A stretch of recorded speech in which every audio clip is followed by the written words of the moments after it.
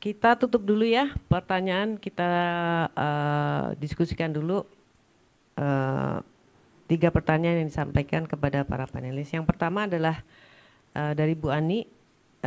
Intinya adalah pertanyaan intinya adalah dokumen apa yang menjadi tanda kewarganegaraan? Apakah KTP atau paspor? Mungkin bisa ditanggapi oleh Pak Lukman dan Pak Edi. Silakan.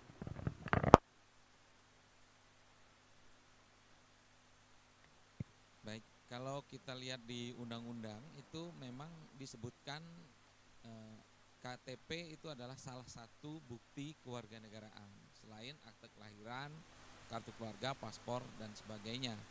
Dan memang kan kalau kita lihat dari proses kehidupan manusia, justru yang pertama kali kita bisa membuktikan kewarganegaraan justru di akte kelahiran. Ketika anak lahir langsung di atasnya tertulis pencatatan sipil warga negara Indonesia. Jadi memang itu tertulis. Karena sebetulnya secara prinsip hukum kewarganegaraan itu tidak perlu dibuktikan sesungguhnya. Tapi karena kita membutuhkan registrasi, dokumentasi, administrasi, maka berbagai dokumen itu ada status kewarganegaraan itu.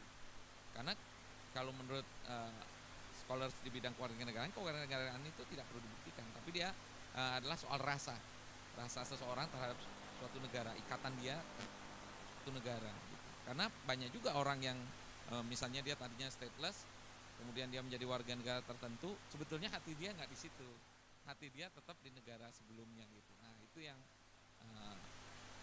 persoalan hakikatnya lah itu ya. Tapi kalau secara administrasi ya begitu, akte kelahiran, kartu keluarga, KTP, paspor. Karena paspor tidak semua orang punya, tapi kalau KTP seluruh orang Indonesia pasti punya KTP. Iya, mudah-mudahan ya betul juga. Karena ada juga yang nggak punya ya, itu yang kita selama ini perjuangkan.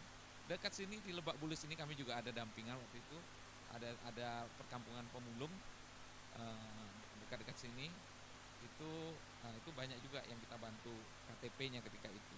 Karena kalau enggak ya dia nggak pernah dapat bansos ya, kasihan gitu.